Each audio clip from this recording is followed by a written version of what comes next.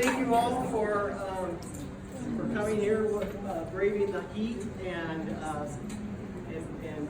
I don't know what's transpired because I was having sidebar conversations, but so in you guys coming together, I'll be listening intently to hear what sort of things have been shared with these three individuals. There are two things that I was specifically asked to address. So there is a sign-in sheet that is there for that the developer put out, the potential buyer put out.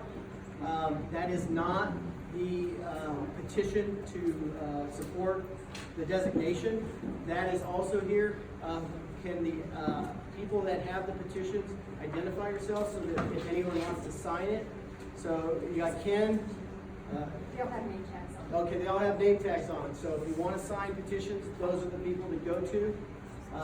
And then the second part of that was, what are you doing with the contact information? You guys are getting it. Yeah, so the first thing is I want to thank everybody for coming. I know there was some concern about this format, but I've got 5 cards right here, and there's probably dozens more. We got more feedback than I think we could have in a lecture style from more people. So I understand the concern. I apologize for it. For us, this ultimately was really beneficial. What we are going to do is take these, see if there is, try to rank what the various concerns are, and see how we might be able to address those, and then re-engage with United Berkeley and Berkeley Regis Historic, and start talking about what changes we think we're going to be able to make to address those concerns, and some concerns, admittedly, we won't be able to address. But anyway, that is what we will do. This was really for us the first step in an ongoing dialogue over the next couple of months. So I just want to ask a question. I know the owner rep is here as well. So in full transparency, how much is the land going for? Because how are we supposed to, as the neighborhood, negotiate and come up with different ideas if the building were to get historic designated? How can we even bring potential buyers to that if we don't understand the land cost? Because that's what's driving this. Like, if the land wasn't as much as it is, we wouldn't be having 58 units right here, right now. And I just know that. I'm not a developer, but I know land. So can we have an idea or something? Because that's driving your 58 unit cost. It has to be. So I have a group over here who has a great idea about a school that would actually work, and if it were to be designated, we could get historic tax credits. But as a community, we don't even know any of that. So I don't know if you're willing to disclose that. I don't know what you're going to do about that. But that is a question on my mind. I'll just be honest. I'm not going to lie. I'm not going to just sit back. But I can't help you help my community if I don't know all the facts. So we don't, as a matter of process, discuss those terms. We have met with those folks. We're going to continue to meet with them and look at it. And if it's something that we think is viable, we'll explore it. But we're not going to discuss the terms of the sale. It's confidential between us and the seller. So it's not public knowledge then, once it's sold? It will be once it's sold, but as a matter of course, we don't discuss that when we're still before we close. With regard to that, Amanda, maybe you could just give us the square footage of the lot, and then give us a range of what the square footages are selling for now currently, the comps in Denver for that type of land with that type of development potential. We can respond. I don't have that necessarily offhand right now. But you have marketing experts that would have all those details, I think it's right? roughly 90,000 feet, right, 80,000 feet. We'd have to, so I really want to get into it. So I think the other request that Raphael had was for us to tell you a little bit of the feedback that we heard. And again, we've got the cards, so thank you. And I'll start, and then if there's additional stuff that Peter or Scott heard on top of what I said, they'll fill it in. So heard some concerns on parking and traffic. Was one component. Heard concerns of school safety in terms of eyes right on the playground. as well as the sun or the shadows that would be cast on the playground. Heard some concerns or questions about is a commercial use viable on the site? And we had some questions about fire access and where the fire department would go. I would tell you real quick on that, they have carte blanche, they will make us do whatever they need to do. So those were sort of the recurring themes that I had. We had some concerns about the architecture that we've shown here as well as general folks interested in preserving the building. So those were sort of the main themes that I was getting. I don't know, Peter or Scott, if you want to add anything else to it. I heard all of those, and I heard a lot of good comments about the different aesthetics of the architecture and making it more contextual to the Tennyson Street neighborhood, the older buildings in the neighborhood. And we're very open to looking at that. We're very early on in the design process, and we're not completely married to the exterior elevations yet. There's some good comments about community gardens. Can we do solar, electric car charging? Again, concerns about proximity to the school, playground, and the garden here. Some ideas about, how we treat the fence along here, the wall. Some good ideas. Can we somehow enhance the school garden area? And so, we're open to discussing all those things. We want to be a good neighbor. And I didn't really hear many questions about the current building besides the size of it. And if we can build residential inside of it.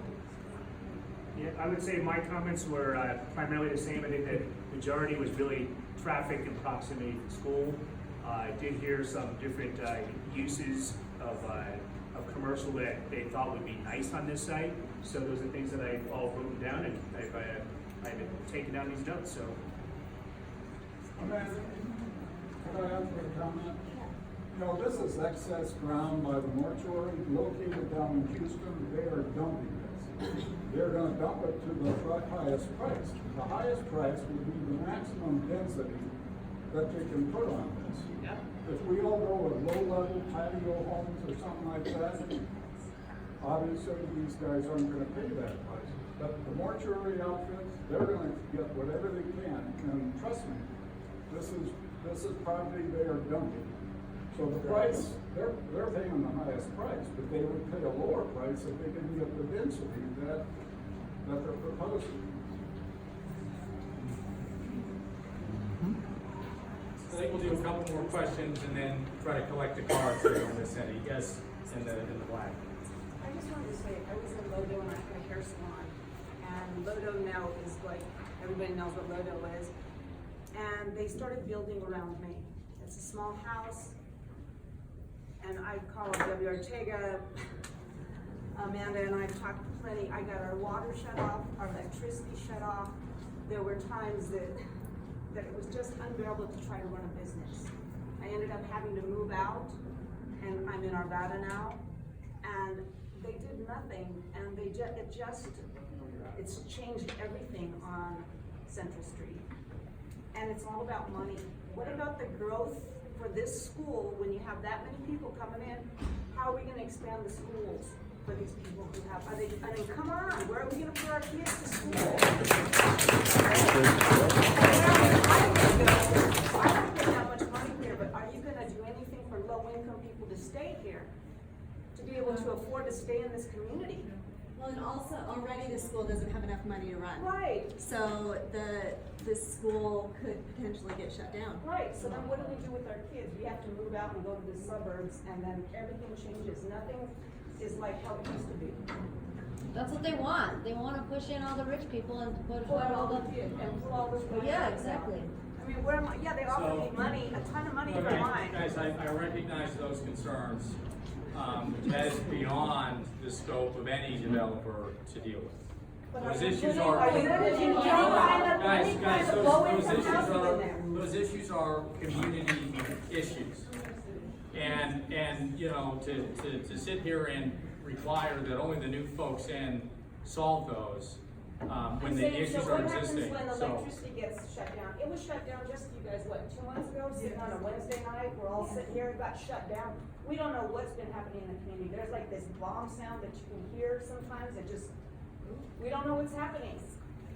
And they keep growing more and more in small areas, and nobody's doing nothing. Well, I'm upset, what's that gonna do to my property value? Am I gonna have to move out because you guys want to come and try to move me out? No. Because it doesn't match all this fancy No, stuff? no one's being displaced with this development. Yes, it is. A legitimate question that she has is, are you proposing to have an affordable housing component to this overall project? Right now, no, we're paying into the affordable housing fee.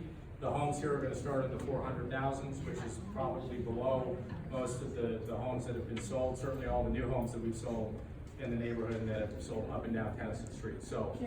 Can you still buy your way out? Yeah. Yes. Currently, right now, yeah. That's why I voted no. And just to clarify, I think that what she was pointing out, which I think gets mixed in these meetings, because we have officials and developers in the same meeting, is that we wanna know as a community, your commitment as somebody interested in buying soil here, what that commitment is to this community. It's not about solving our problems in this community, it's about what's your commitment to contribute to deal with those issues. If it is just about making your pockets bigger, that's not what we want. It's about what's your commitment to this community as purchasing that soil, not turning it, which clearly is all you wanna do is turn the soil and make money out.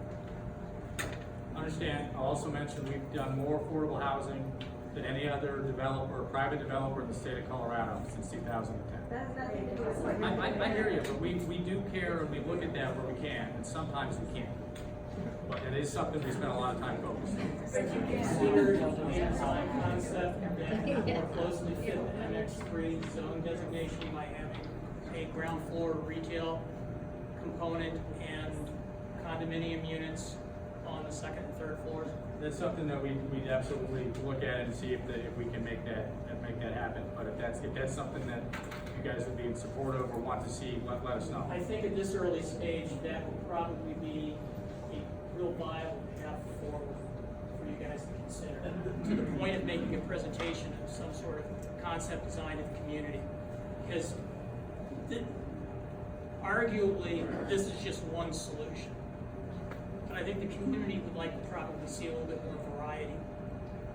And so the next time we get back together, maybe you could show an equal concept design for something that more closely fits the MX3 zone designation. Yeah,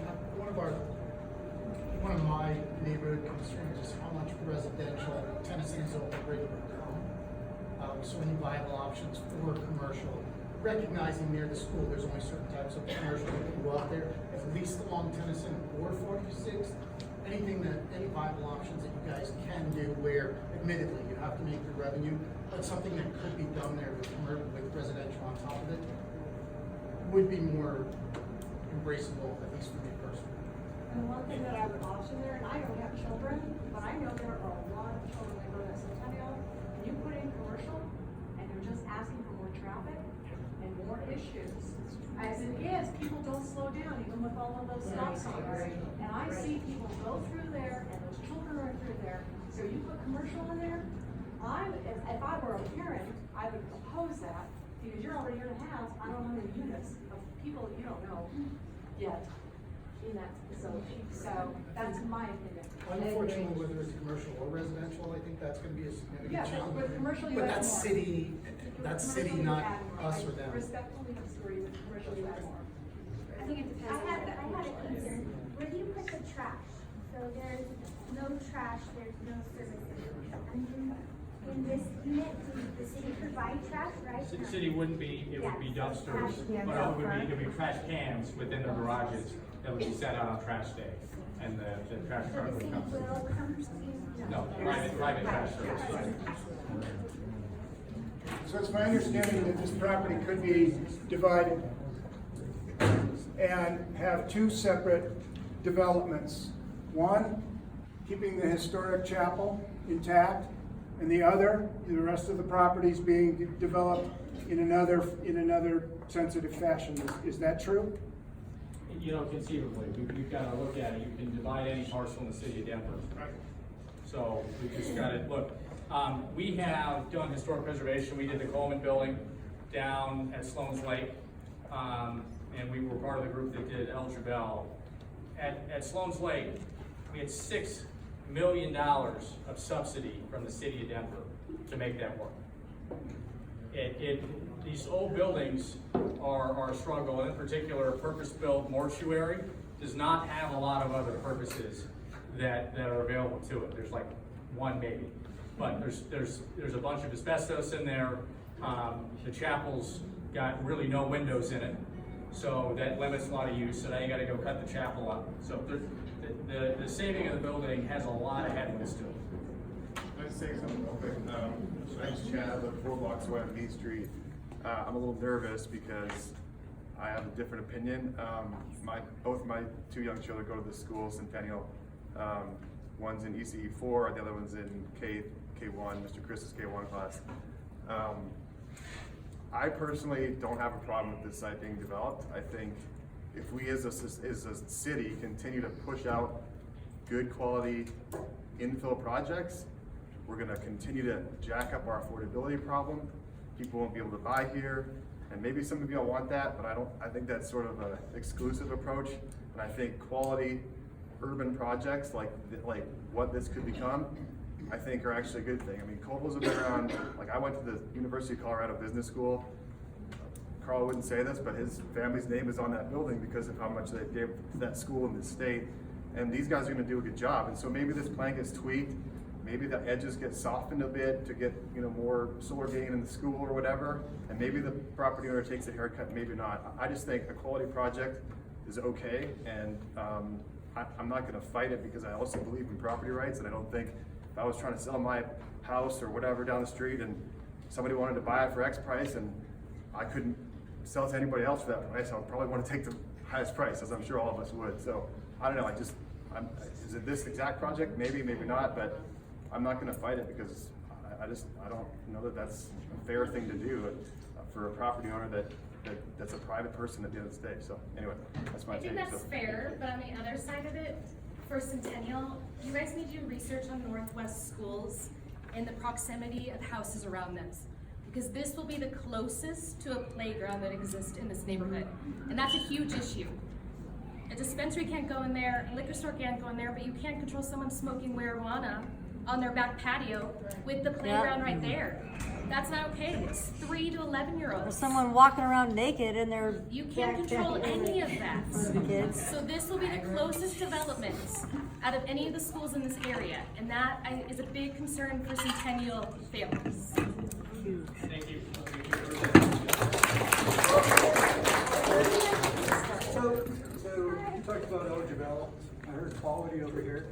I encourage everybody here to go up to the rear door, the old eligibility Shriners building, and look at what they built around the building that's surrounded within 6 feet of the building on the south, west, and the north sides, and see what kind of taste they have. I mean, it's crap. And the quality is not that good. So you guys need to take a look at that. That's what this could turn into. So that's, the outline by the golf course, more tasteful. Looks like this. But right against the building and hiding the building, and that's a historical building. Yeah, it pretty much got suffocated by the buildings around it. I've golfed at Will's Case for 30 years, and the building might as well not be there. On the southeast side, that's going to build all the way up to the road, and you will not even see that as you're coming in to the golf course. It's going to be hidden. That's. I'll make a general statement, because that's a good point. As a mother of a teenager in this neighborhood and a native of Denver, overall in general, I'd say, what are we showing the children about history?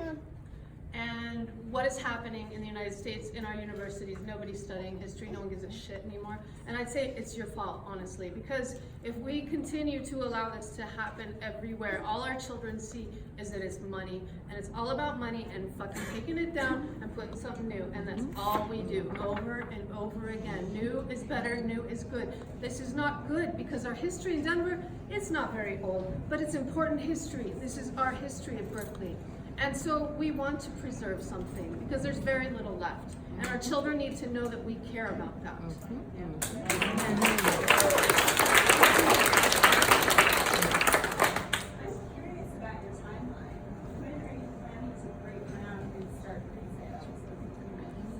So we've got to get through the historic process first. From there, it's typically 10 months to 12 months to get through SDP in the city of Denver. So historic will be done one way or another by September, in all likelihood. And so we'd be looking at September of 2020 roughly to begin work. We typically now are selling a little bit later in the development process. It just takes longer to build now. There's just not as many subcontractors. So that probably wouldn't begin until early 2020. Do you know if any of that type of development for any period of time would shut down 46th or Tennessee? So likely not. It would depend on where the tie-ins occur for the utilities, water, and sewer. That would be the only thing I could see shutting it down. We can certainly do night work on that to minimize the impact. But the structure itself can all be... Yeah, it can be done without shutting it down. Something you could do tomorrow, that's call Moore Howard and tell them you're never going to send anybody off to eternity with their company. Call and tell them you're very displeased with what they've come up with here, and if they don't do something about it, you're going to go to some other mortuary. That's all they care about is the dollars. So call and tell them that's something you can do tomorrow. So you can do that. Sally, we'll take you, and then I want to ask a few questions. Well, mine maybe ties in with Dennis because what I want to see there, because I know this is a done deal, is condos, not necessarily as senior residents, but for those of us, if you see all the white hairs around here, I've known these people for close to 50 years. And the only reason I'll move out of my house is that I can't get up the stairs. So I want a condo that, and think of the good things for Centennial, lots of volunteers close by, Yes. not a lot of traffic because, you know, we don't go anywhere. Consider,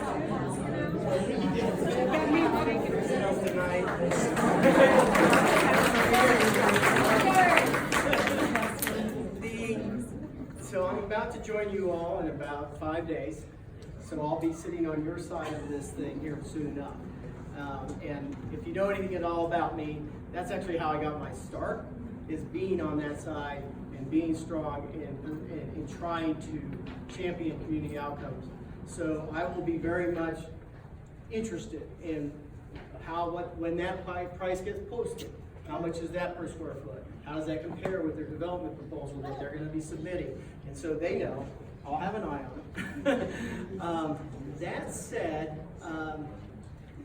one thing that has confused me along, and I'm going to do a little bit of polling, because during this entire time, once it was known that the mortuary owners were interested in taking proposals for their property, and that's their process, at least how they articulated it to me, which is they don't just take the biggest offer.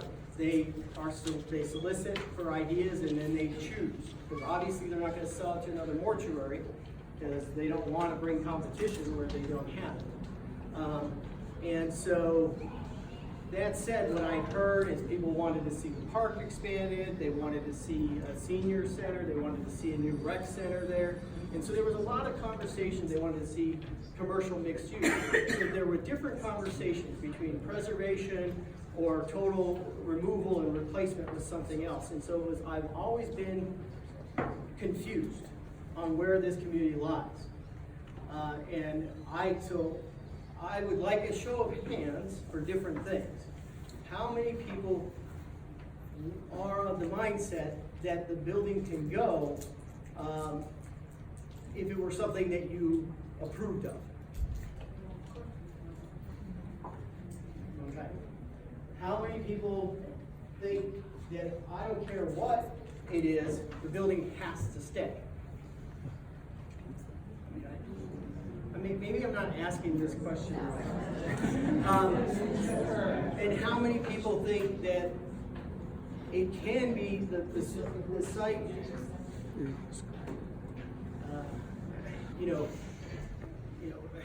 because one of the things, so I put forward 2 ideas to the development team and to Charles and Ben as well. One was preserving the structure, I mentioned that before, or to some people, and preserved about 38 of the 53 units. How viable that is gonna be contingent on a whole bunch of things, right? And so, what am I trying to say? Who would be okay with essentially this same development wrapping the existing building, but preserving the front setback? Or at least the facade. Depends how far it's centennial. Yeah, it's still gonna be up against centennial. And the windows towards. What about a board option? Well, let him ask the question. Keeping the building, but using it for the community. What about a 5th option? Keep the building, give them 5-story zoning, but have it step back off of the school. So I want you all to be cognizant that there's not a dissimilar project in this neighborhood, right? If you go to Cesar Chavez Park, there is a 3-story development right along the edge of the park. And it is actually well received in this community. That's It's Not a school. It's a park. It's not even Cesar Chavez Park. As a parent, I take my kid to Cesar Chavez and I watch him continuously while he's at that. At the school, they are out running around. Yes, they might have the teachers watching, but they're not 24-hour surveillance. Like she said, people could be partying, smoking pot, masturbating on the balconies. Not cool. Not cool. Phil, the other thing is that Cesar Chavez Park is not on the National Register of Historic Places like Berkeley Park is. So, again, you have, the zoning code, does not pit, doesn't have special constraints for schools. Doesn't protect playgrounds in a particular way. That would be DPS's responsibility. It should. Right. What the hell? And so they've heard that and they've relayed that they heard that concern loud and clear. And so, yes. But this design does not show. Correct. This is their first time hearing that. That's why we had this conversation, to hear those concerns. But I'm just trying, for my own sense, and probably for Amanda's benefit, gauge where this community is on redevelopment of this site. Because like I said, I had heard if the city wanted to buy it and raise it and give us a new regional rec center to replace Scheitler, everyone would probably be for it. And suddenly this holy grail is no longer. So I'm trying to understand where this sentiment really is. Are we fighting this because we're angry at what happened on Tennyson and this is our last stand? Or is this actually the thing of all the things that are on Tennyson that has to stay? It's a safety issue for the children. That is what it's about. It's not about, I think Elgin looks great. You said go look at it. Great. I think it looks awesome. I wish I could afford to live there personally. However, to me, this is a safety thing. We have a school right here of elementary school kids who we are trying to teach to take care of themselves, but they are a vulnerable population. Vulnerable population. And you're putting something right there where for them, that's an extension of their playground. I can't tell you how many kids run out right now in the morning when you go to pick them up or drop them off thinking the mortuary is part of the school grounds. But I think you're taking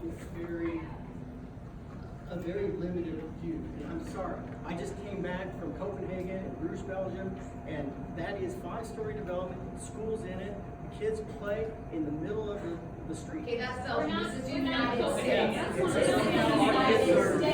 is our neighborhood. And they did the first design knowing the school was right there. So you can say they didn't know tonight that was the issue, but they did the first design. Can I ask you a question? One of them, on a granular level, It's pretty bad right now, okay? The whole area. This area was not designed for what's going on here. This North Denver was not designed for these big condos and townhomes they're building here. And the traffic is just getting worse by the worse. I've been here 46 years, right across the street. I have seen major changes along with Mr. Gallagher here. it is just getting worse and worse. I mean, the traffic is just, I mean, where's it gonna end when they build this? That's just gonna add on to the traffic. I know that happens, but you know. That's what's difficult, right, is I agree with you 100%. And this is a zoning code that has allowed that. But I would probably contend, I don't know how many parking spaces are in that mortuary parking lot, but there's probably fewer spaces in this development than there are there. You know, so, and it is a commercial use. I think it's typical of not knowing what is in there. And I think as a city council member, you should know. And in terms of how many, spaces, having a development without knowing what your infrastructure is, getting to this gentleman's point, I think is kind of like curtain from a horse, isn't it? And as a council person, wouldn't you be interested in knowing, will our sewers support this anymore? Or when that development and all the other developments overtax our sewer system, and then we get the notice in the mail that we're gonna have to clean up our sewer system, and not because we're overusing it, but because the whole community has grown and has surpassed what the infrastructure is supporting. By then, these fine gentlemen won't be in this area, they live somewhere else. But the problem is that we have the infrastructure here. We did the bond project 10 years ago. And you're gonna come back probably and ask for another bond project after this. I'm just saying, these are things that we need to learn about. I'd like to know when they're gonna come back with some other options for the community to consider. It sounds like being next to a school is not gonna be, it's not a problem for you, and I know neither one of you can say whether it is or not just yet. But it doesn't, I mean, I'm getting the impression it's not really a problem. With no children, I kind of see it as a problem. And I'd like to know, given that Sue and Amanda will be on the committee for land use, and you are on the committee for land use, where else in District 1 do we have a facility like this next to the school? CEC has a 5-story development right across the street. It's across the street, not against it. Across the street.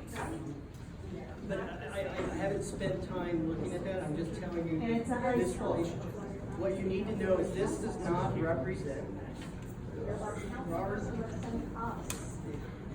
Isn't it? What, you heard the request to look at a condo building with ground floor activation. That is the most intense redevelopment scenario that you can have. So you see those 3-story buildings that are going along Tennessee, right? You can build on this property 2-0 lot line on all 4 sides. You can put it wedding tape straight up the full height, except where there's a setback upper story step back requirement at the school side. Actually, no. Because It's on the parkway, and there's a 20-foot aesthetic setback. Yeah, so there's a on the setback. parkway. So the South Street will have, like it does show in the site plan, it has a much more intense setback off the street than it does on the other side. So you can build all the way up to 20 stories, so 30 feet forward of where that building is today, you can build a full height building there. So I want to be respectful of everybody's time, because it's 7:30 and we said this meeting would go to session. I'm just saying that parking load, which would also be a use by right, and that traffic load, and that congestion would be allowed, again, if the building was allowed to be removed. Can you do us all? Next step. So a couple people came up to me and I see phones out. For those of people who weren't able to make it, where will you be posting these videos so people can watch? Mark? I don't know if our website has the capability of supporting this, but I think that it I'll would. host it for you. Sorry? I'll host it for you. Okay, thanks. So what website is that? Probably at the historic Berkeley Regis. And then, do you know the web address or is it being under? Someone help me out. HistoricBerkeleyRegis.wordpress.com. What's that again? HistoricBerkeleyRegis.wordpress.com. Okay, so it's on the flyer. Let's just say that. So we can upload the photo up on the flyer. And then people have been asking how to get a hold of me. And at the same time, give comments to Raphael because he's not out of office until Sunday and then I transition on Monday. So technically, I still work for the fire department, but I do have a city email. So everyone's email in the city is the same. It's first name dot last name at denvergov.org. So if you want it email me your thoughts, your concerns. You're probably not gonna hear back from me until Monday, because I'm in Council Academy all week, but feel free to use my email address. It's amanda.sandoval@denvergov.org. You're gonna get a bounce back, you're gonna get it out of office saying exactly what I just told you. So don't be surprised if you get that. If you wanna CC Raphael, please do, because we'll see emails and we'll comprehend them different, and we'll take them in different, and it's good for us to talk, because I have until Sunday till I'm sworn in. And as for the application process, I am not part of that. I don't know where that's at. I do know, I think that I've seen the GoFundMe page. I do know that they have enough money to do it. I don't know if it's gonna be turned in today or tomorrow, but once it gets turned in, Raphael will be made notified, right? I will not, because once again, I am not in office. So we're gonna have to tag team this effort and make everyone aware of when that application goes. And what happens is a planner from Landmark Commission is assigned to the application, and then that's your conduit between them and the applicant. They will take your feedback and they will tell you the process and the public comment points where you all can go and you can engage in the public comment at the different type of committees that are moving forward. And like I said, for those of you who may not have been here at the beginning, I asked the city attorney today, and even though technically I'm a private citizen and Raphael's the council person, neither one of us should opine or give an indication on how, if this comes to council, how I would vote. Because if I did tonight, I would have to recuse myself, and I could not vote when it came to city council. And my attorney, Crawford, I asked her that today, so that's why I'm not saying anything about that particular issue. Yes, sir.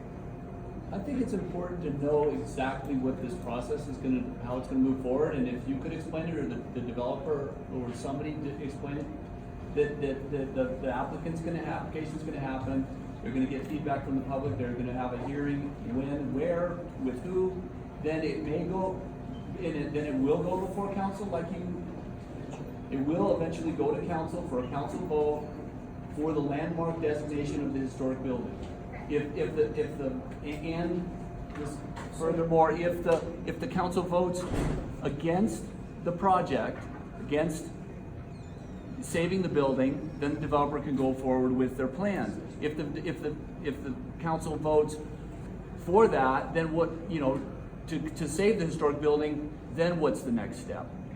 And then lastly, what can this group of people do to help that process? Write letters to both their council people, write them to other council people, write them to everybody, write them to the mayor, write them to the Buchanan, who's the failure of this whole thing. Just, whatever, write it anybody as often as you can. So you can fill in when I screw up. Right now they've applied for a demo permit, right? If there was no application, the demo permit would essentially be approved, and the building could then be torn down. If the application comes in, they will review it. If it meets the criteria, then it will be sent on to the Landmark Preservation Commission for consideration. I have no idea when that schedule's out, but it'll be some weeks before it gets on the docket. At that point, that will have a public hearing. Yes, letter writing, petitioning, those sorts of things essentially boost, show the community support. The Landmark Commission will weigh that on the application and the merits of that project, that structure alone. And that's their criteria. And if they approve it, then it will go, if they recommend approval, then it will go to the planning board. To what? To the planning board. And that will be scheduled several more weeks out. That too will have a public hearing associated with it, where again, your public comment will help inform the planning board on how they should recommend. Did they make a recommendation? Yeah. How they should recommend to council whether they should approve it or not. Then if it goes through that and gets recommended approval, then it will get scheduled for LUDI, the Land Use, Transportation, and Infrastructure Committee of Council. That is just a Procedural process. It will be moved down a committee to go to the council floor. That will have a 40-day notification. It's 21. 20-day notification, public notification, and then there will be a public comment, a public hearing for that, where again, your letters, at that point, you should be, at any point actually through this process, you should be lobbying not just your council person, but all the other council members to let them know how you feel about your position on this. Then it will go to council. Council gets one additional criteria that nobody else gets to consider. The feelings, the written position of the property owner. And that was the wrinkle that they used on the prior 3 landmark designations that I attempted. And who knows who will own it? Will it be the mortuary at that time? Or will it be these guys? It's up to those guys to figure that one out. And then the council will vote and decide. There's no supermajority option here. It is simply if 7 votes approve the designation. Then essentially the demolition application gets torn up and the building has to stay. That was great. Can I just ask one more question? The initial landmark status that is triggered by citizens, or is it triggered by the land development code, land use code? So in this case, when they applied for a demo permit, landmarks reviewed the building history and made a determination that it needed to be eligible for posting. They then send the notification out and they post the site saying that, giving 15 days, 21 days, 21 days for an application to come in or intent to file. Okay.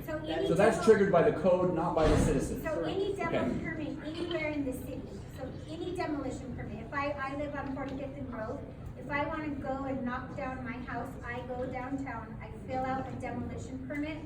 They review all demolition permits to meet these criteria in the historic ordinance, in the landmark ordinance, and those trigger these notifications. Is that how? Yeah? You said if they vote yes in both of those things, so landmark designation and then planning, I guess it was. What if one or either of them vote no? Does it still go to council? Yes. I don't think any of them are appeal committee. It's up to the applicant. So in this case, it would be the applicant, and it would go to council with those recommendations of non-approval. So we'll go. So if the application goes through the process, regardless of how those two. No, I will add a little. I'm sorry, I'm John Olson with Historic Denver. If the landmark commission decides that this doesn't have the merit, then it doesn't go. It dies right there. And planning board is actually not involved in this one because it's not a district. It's just an individual structure. So planning board would not have to be involved in this one. It will only be the Moody committee. So then what? I'm hiding. So what criteria does landmark use to decide whether something meets the criteria or not? It's basically, it's already met the criteria by getting posted. The criteria that they're dealing with is the actual application itself. Is that making the case that this is a historic building? And so if it is there, and there's 3 criteria out there. It's architecture, geography, and history. So architecture is either the architect or the building style itself. Geography is a prominent area. Schools, churches fit those really well. Buildings on corners deal with that very well. It's on the streetcar line, that kind of thing. And then history, from a standpoint, was there important people that were involved in this, or were there important events that were a part of this? It has to be 2 of those 3 criteria. And so when Amanda's talking about the situation where these demo permits go to the city, that is very true. All of these have to be reviewed, but very, very few of them go to this process because very, very few of them meet 2 of those 3 criteria. So that's why, we had 800 demolitions in the city of Denver last year. If we had a community meeting on every one of those 800 demolitions, we would all go insane. So, And in this case, the building does meet all 3 criteria. it meets all 3. Just one quick question. It sounds like the time clock for this application is already started or it's already in. I mean, They have a deadline of tomorrow. Tomorrow, the application will be in by tomorrow. At Okay. 5 or what time is it? Before 4:30. 4:30. You guys are the end of the business. We've gone through that before, Yeah. Raphael. Raphael, does Landmarks publish their agendas? Yes. So you can check on the website of Landmarks and you can see when this comes up.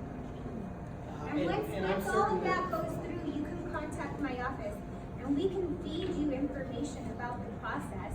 I'm able to send you when Landmark is coming or someone from my office. I just can't say how we would vote. You have to just stay out of that process. But we can use that office as a bulletin board for that information. That will happen.